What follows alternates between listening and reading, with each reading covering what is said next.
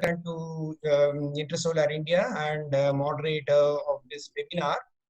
I am joined by Mr. Devi Prasad Das, who is the Executive Director at IESA as the co-moderator.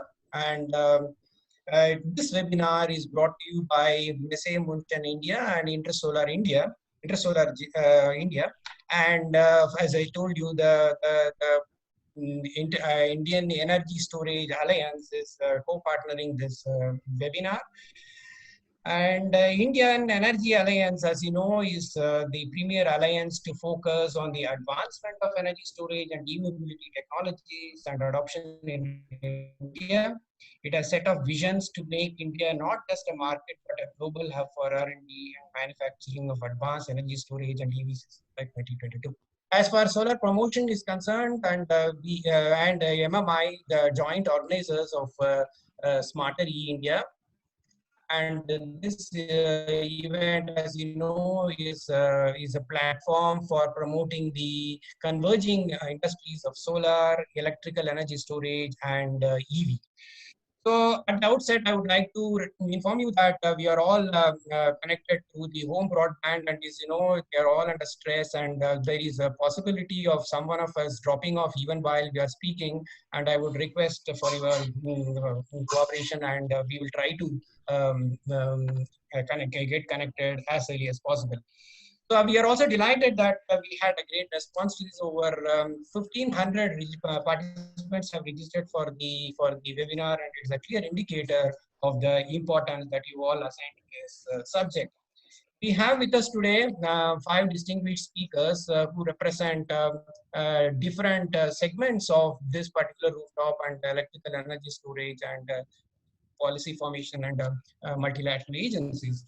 So we have with us Dr. Valavalkar, who is the president of Indian Energy Storage Alliance and MD, Customized Energy Solutions, Mr. Shaji John, whom you are seeing right now. He heads the solar business L&T, Ms. Mani Khurana, who is the senior energy specialist in World Bank, Mr. Rahul Dasari, director and CEO, Sunshot Technologies, and Dr. Rashi Gupta, Managing Director of Vision Mechatronics. The speakers will make the presentations in about 10 minutes, and at the end of the presentations, which will conclude in about 45 minutes, 50 minutes from now, we will have a short discussion based on the presentations made. Maybe it will be for about 20-25 minutes, and after that, we will try to take questions from the participants. So Devi will pick up because last time we saw that there were hundreds of questions. Devi will be screening those questions and picking up those questions which would be more interesting and would be of which will provide even greater insights. And he along with Mohsin will bring the participant online, and they will be able to pose their question to the respective speakers. So we will also have to elicit the participants' perspective, which is equally very important. We will have some poll questions, which will be flashed onto your screen. And you will have about 30 seconds to respond to them, and immediately afterwards the responses will be flashed, and then we will have a short discussion before we will go on to the next speaker.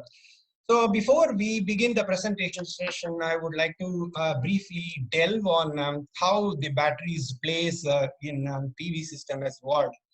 Just give me a couple of minutes. As you know, the earliest PV systems were all off-grid, and because of their astronomical price, only remote applications like the microwave repeater station atop hills, lighthouses in remote islands were quite common. And in addition to that, of course, we had the government making the decision to supply at a very subsidized rate, very low power consuming gadgets like CFL lamps and maybe a small fan. So that provided the market for the nascent Indian industry. But common to all these applications, as you know, was the batteries. And in the early stage, the modules were having cells which were having very, very small diameter, and the thickness also was quite high. And then they were all, because as you know, the capacity also was pretty small, a tiny, tiny fraction of what we have today. So the quality inspections at the stage of processing, at the end stage, were all so rigorous, and the modules really were of high quality. So it was taken for granted that modules perform well, and then it was a common belief that if nothing can happen to the modules, that was the common understanding. And while module was well established, and most of these systems with batteries, whenever they failed, it was traced to the failure of batteries. Though battery was not the culprit, it was the absence of maintenance and the unreliable relay-based charge controllers which were used at that point in time. So batteries were considered the weak link. So even though, I mean, as you know that even as late as the turn of the century, we still continued with the lead acid batteries, and if at all there were any improvements, it was all minor. I mean, it was made maintenance-free gel battery and all came, but then lead acid batteries ruled the roost. But then the real change in transition towards renewable took place in 2010, and that it became very clear that no longer was clean energy was an option. I mean, option, but it was a compulsion. So slowly, we also had to look at electric vehicles in all seriousness.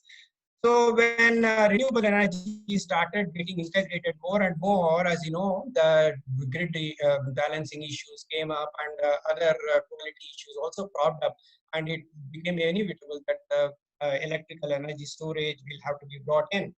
So, what has happened in the last 10 years? I mean, the battery technology, which was considered ancient, very primitive, all of a sudden took a front stage, and the developments over the 10 years has been phenomenal.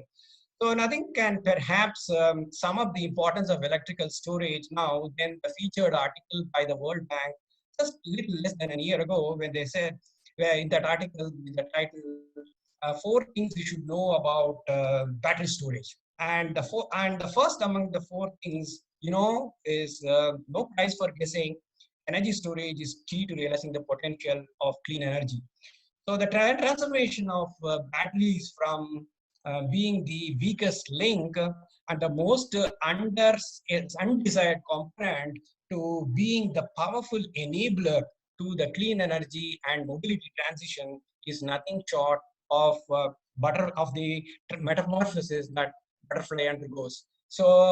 So we have the developments in the energy storage is really, really terrifying. I mean, terrific. And then the whole world looks at developments in energy storage and how it will enable the future of clean and a future which is clean and which is sustainable.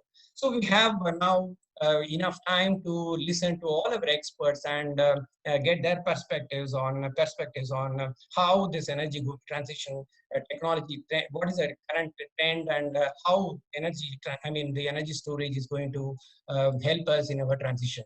So with that remark, I now invite Dr. Rahul Valavalkar to to speak on the subject. He's, as you know, he is very well known in the battery circle, and then now he is very well known in the renewable sector as such. So he is the president and MD of Customized Energy Solutions India Private Limited and the founder of India Energy Storage Alliance. He is a strong votary of improving energy storage and e-mobility in India. He has won many awards and recognitions for his contributions and is a member in many government committees. And his credentials are outstanding. He holds a PhD in engineering and public policy from the Carnegie Mellon University and masters in energy management from NYIT. So it's over to you, Dr. Rahul. We look forward to hearing your presentation and your insights. Thank you very much, Ravi. And first of all, I'd like to thank Intersolar India and Smartery team for partnering with IESA and bringing focus to solar plus energy storage, which I believe at the end of the webinar, all of us will be able to convince you that this is a transition which is already started happening. So to start with, as Ravi mentioned, I would like to just give a quick background. India Energy Storage Alliance was founded in 2012 by Customized Energy Solutions to bring awareness about advances in energy storage, microgrids, and e-mobility, and how these technologies can be transformative for changing Indian electric grid as well as transportation sector. Since then, we have upgraded our mission. We have made our mission that we would like to make India not just a global market, but leader in R&D, manufacturing, and adoption of these advanced technologies by 2022. And we are fortunate that number of Indian as well as international agencies have chosen to partner with us. And through that and close to 100 member strong alliance, we have been able to make steady progress in advancing policy framework in India over the last 8 years. So to just give a quick recap, some of the developments, although you are hearing more now, but most of these activities started back in 2013, where after the major blackout, there were committees made by Ministry of Power and CEA. They created a task force where they realized that to accommodate a large amount of renewables, we cannot just take the grid as a standard. We need to evolve the grid and also the control systems, as well as look at new solutions. So there was a committee which was formed by MOP and CA, where I was part of the committee to look at large-scale renewable adoption. And since then, MNRE actually created a standing committee on energy storage under leadership of Dr. Satish Agnihotri, who was then Secretary MNRE. And over the years, MNRE ended up developing a roadmap for energy storage, then started exploring pilots. And starting 2015, Central Electricity Regulatory Commission also started to take specific steps in opening up or creating a roadmap for ancillary services. Then in 2017, they created a specific staff paper on looking at policy changes which are required for integrating energy storage in the grid. In 2018, MNRE released the National Wind Solar Hybrid Policy, and CERC also took necessary steps to address the regulations related to this. And in 2019, both CERC and CEA made changes to a number of regulations where now energy storage is also considered as a separate specific asset in the grid. And the biggest sort of a positive step was announcement by Prime Minister Narendra Modi in 2019 or end of 2018, where he actually announced creation of the National Energy Storage Mission. And since then, in March 2019, this National Energy Storage Mission, where I was one of the principal authors, has been integrated with NITI Aayog's National Mission for Transformative Mobility. And there is also a strong focus being brought in on manufacturing. So since the topic of today's discussion is more about solar plus storage, I would like to share about some of the trends which have happened in the world. And you can see left-hand side bottom, I have put in a map by US Department of Energy. Again, this is not a comprehensive map, so there will be storage projects which are missing here. But you can see that just from the data which is compiled by US Department of Energy, energy storage is no longer concentrated in just one or two countries. Energy storage as a market is present everywhere. And especially in last 2 years, if you notice, there have been a range of projects where energy storage has been getting integrated with renewable energy, particularly with solar. The energy storage deployment in US started in around 2012 with initial projects being focusing just on providing ancillary services like frequency regulation, and number of projects were done with energy storage systems of 30 minutes for achieving this. But in last few years, we are seeing a large amount of projects where people are integrating even 4 to 6 hours of energy storage and providing renewables as a dispatchable power. And a number of times people do get confused about this because people are used to just looking at marginal cost of energy storage, and they say, okay, that is more than 8 rupees. So how can you have solar plus storage? People tend to just assume that, oh, okay, solar is 3 rupees and storage is 8 rupees. That means you have to supply power at 11 rupees, and that is not economical. So storage cannot be integrated with solar. But here is a nice chart done by Lawrence Berkeley National Laboratory, which shows how with different size of energy storage integration, you can have different levelized cost. And on the left-hand side, I have listed few of the prominent projects which have been game changers in this area. Maybe one of the first projects was IESA, where they signed a PPA for solar plus storage at around 8 rupees per kilowatt hour in January 2017. Whereas NextEra actually ended up signing another project in 2017 itself for under 4 rupees. And the reason for that was they were looking at around 10% of energy storage, whereas in case of AES, they were looking at more than 50% of energy to be stored in with the batteries. But now we expect going forward, solar plus storage prices will start getting lower than 4 rupees within next 5 years. And here is a trajectory which we have estimated. And as I mentioned, the amount of energy which is getting stored in batteries will have an impact on the levelized cost. So that's where we have created two trajectories. The bottom trajectory is if you are including storage only for 1 hour, and the top trajectory is for if you are including storage for 4 hours. As you can see, there is already one recent tender from Solar Energy Corporation of India where they got bids for 1200 megawatt of wind plus solar plus plus storage, and there with pumped hydro they have got a price quote of 4 rupee 4 paise, whereas with batteries they have received a quote of 4 rupee 30 paise for delivery in 2022. So in fact the actual numbers are somewhere a little bit more aggressive than the projections which we have given. Obviously, as most of you who are experts on solar and renewables understand, that the location specific availability of the solar or wind energy may actually change these prices. So we have taken certain standard assumptions on price trajectory of solar and then added the projections of battery cost reduction for coming up with trajectory. If you have a better location where your solar or wind price itself is lower, then obviously you can achieve better price trajectory than this. The other part is from 2018-19, there have been more than 15 tenders involving storage are released, and we expect starting now post COVID-19 lockdown, we are going to see many more projects in 2020 and 2021, which will in fact end up becoming a new normal for renewable project bidding in India. So to conclude, over last 5 years, the policy framework for energy storage has evolved steadily. Energy storage sector is seeing a similar cost reduction curve as exhibited by solar industry. So depending on different experts, the cost trajectory is anywhere from 10 to 13% year-on-year cost reduction. In fact, at a cell level, the cost reductions are even happening bigger. And if we can get the domestic manufacturing and complete localization ecosystem established within next 2 years, then we can actually see some additional opportunities for cost reduction.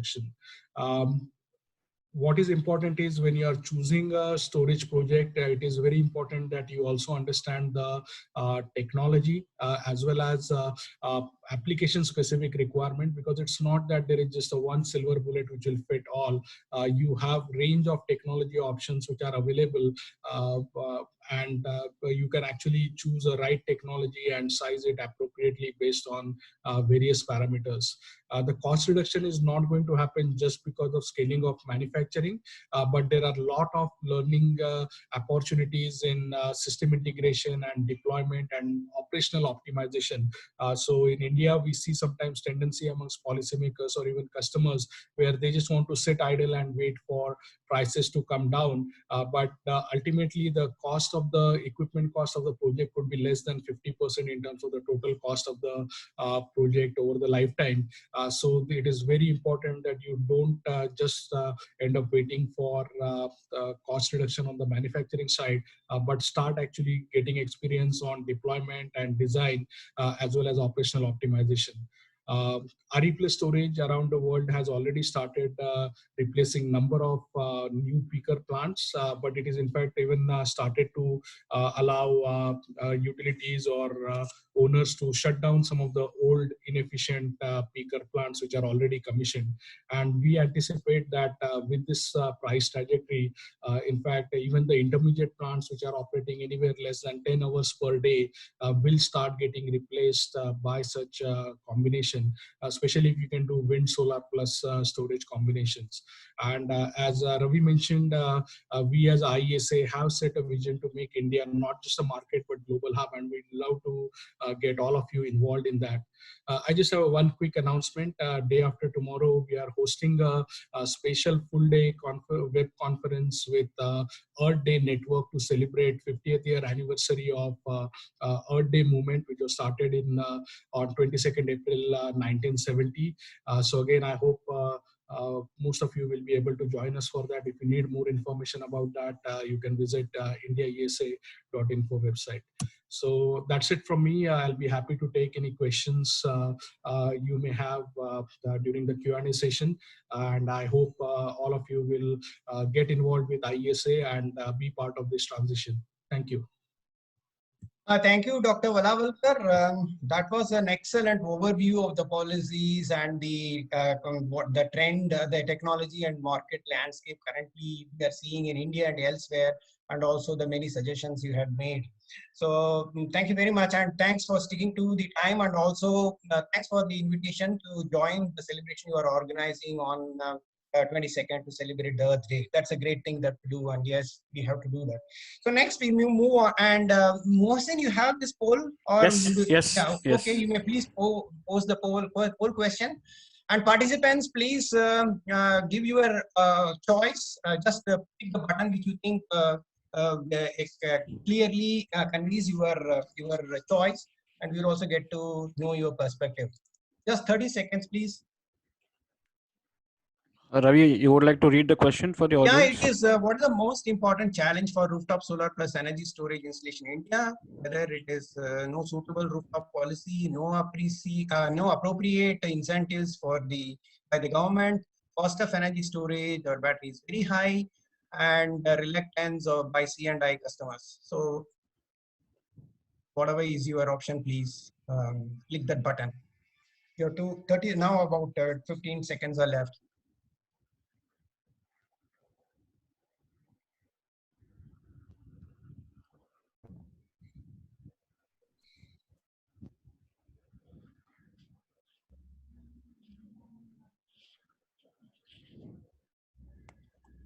All right, so we close the poll here. Here we go with the results, and here is it. Oh, yeah, again, the cost seems to be the deciding factor. Storage plus battery, as many as 61%. I'm sure Rahul is beaming, so he is in full agreement with that. So no appropriate incentives. People are quite satisfied with the incentives. That is interesting. And no suitable rooftop policy. This is even more surprising that people seem to be quite okay with the rooftop policy. Reluctance by C&I, that means very less, 88%. So there is enormous interest among the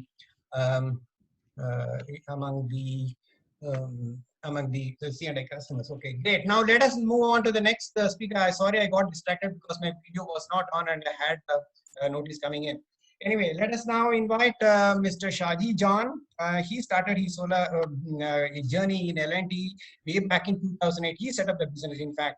So under his leadership, L&T has executed as much as 2.5 gigawatt of solar projects so far. Some of these projects are very prestigious, and it includes Asia's largest solar thermal project of 125 megawatt in Rajasthan, largest single PPA project of 330 megawatt in Madhya Pradesh, and one of the world's largest rooftop project on a single roof, and the solar plus energy project, which we would be very interested to listen from him, which is 8 megawatt hour of storage in Andaman, etc. So he now heads the domestic and international RE business in L&T. So request Shaji to take over and share with us your abundant knowledge and experience. Thank you. Thank you, Ravi, and good morning to all of you. It is real pleasure to have met all of you over this virtual world technology. So let us just get into the subject. I think the subject which I was asked to cover was future of solar rooftop and energy storage with distributed generation. So obviously, I will be speaking more of future, not talk about what is going to happen in 3 or 6 months. So it will have a very long-term vision which I will be setting, which you people can go through it, and then we can discuss at the end of this session. So if you see this slide, you can see what we told on the right, energy storage solution, which is the future of this renewable and distributed industry. This is the one which we have supplied to our Andaman project, which Ravi just mentioned.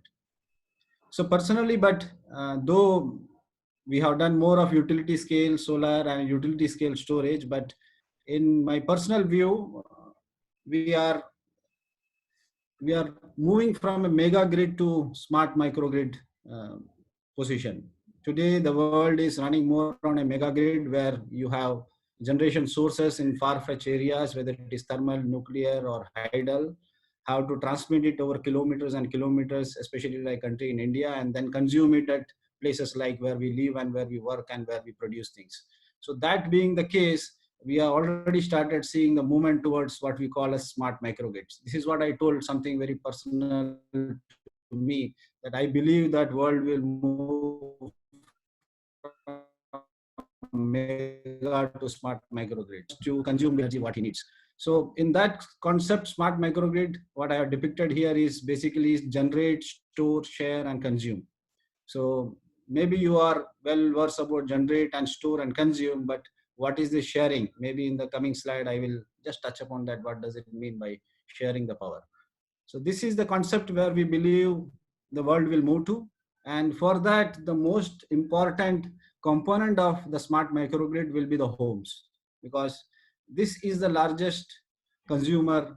If you see in the lockdown period also, when there was a time when our prime minister asked us to shut down for 9 minutes, you would have seen that substantial amount of power is being consumed by people like us.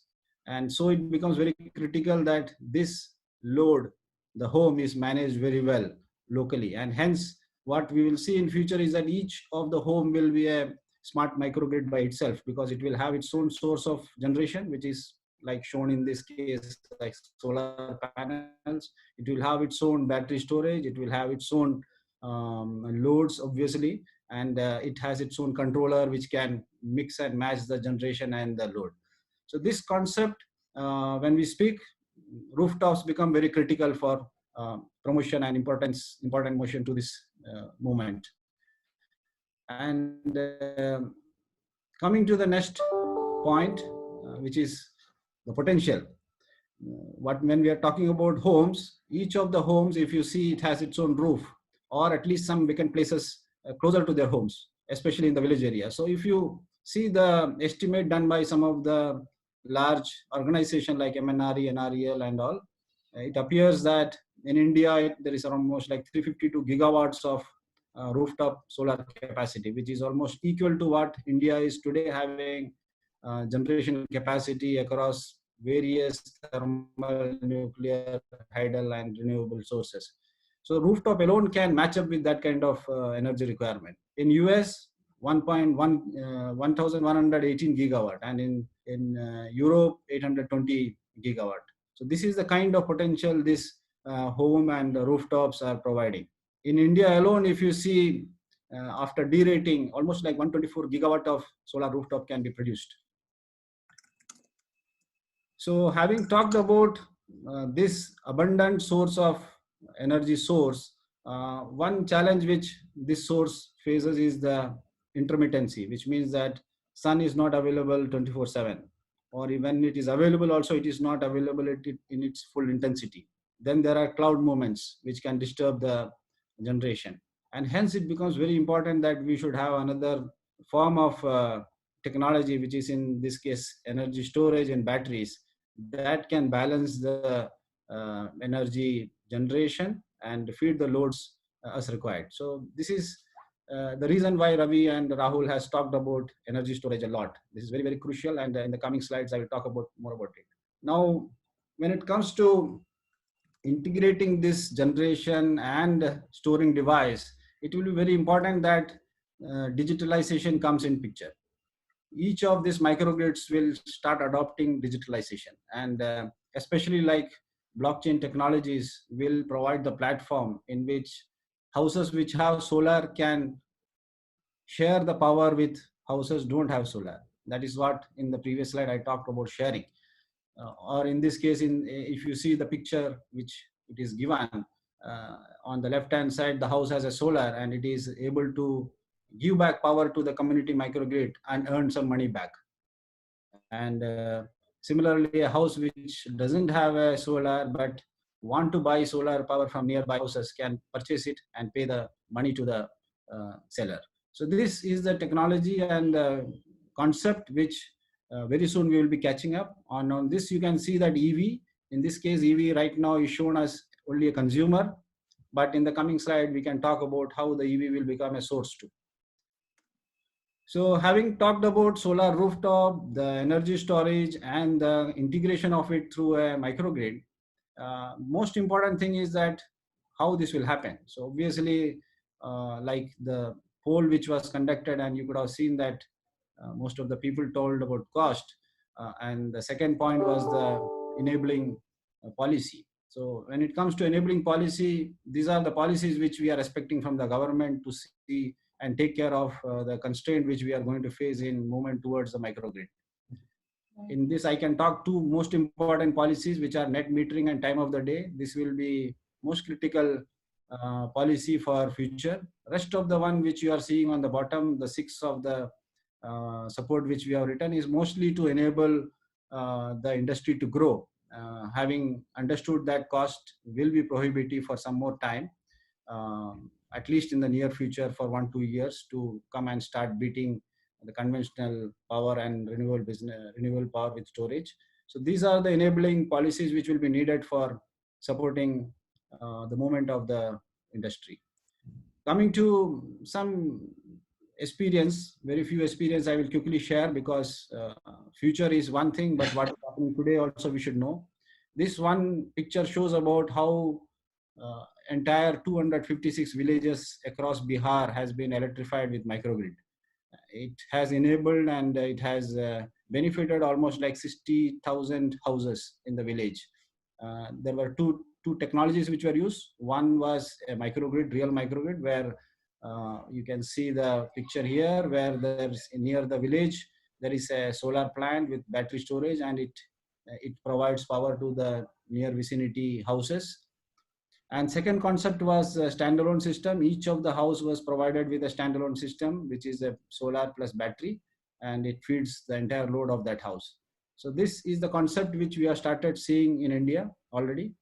Another experience is about the urban microgrid. This is a microgrid which we have in our L&T campus, which is a full-fledged high technology microgrid where multiple sources of generation is there: solar, micro winds, and a diesel set, and also it can synchronize and connect with the grid.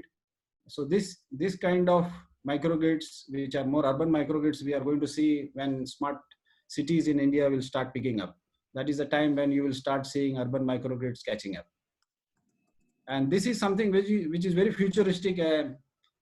Rooftop, not just a plain vanilla rooftop, but a home which is smart with solar rooftop plus many other technologies like IoTs and internet and communication integrated into it, and it can start interacting between various equipments. And in this case, what we are going to see is that EV will be a source also, that EV can start selling power to the home and to the grid.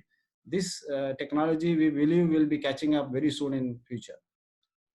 Coming to my last slide, we are going to see a disruption, but this is my personal belief that though solar is good enough today, but in future when each one of us start consuming more energy, because you know that especially in India, our energy consumption per capita is very low. when we start consuming more, we will need more highly energy intensive sources. So solar may not be good enough. We may have to switch to some other kind of technology, or at least add some more technology. So fuel cell is one which we are very, very upbeat. We have done few projects on fuel cell in India already. And in future, we believe that micro reactors, basically, which is running on small nuclear reactors, will be the future, and it can give unlimited, literally unlimited resources to any microgrids which it has to integrate. Thank you so much to hear me out.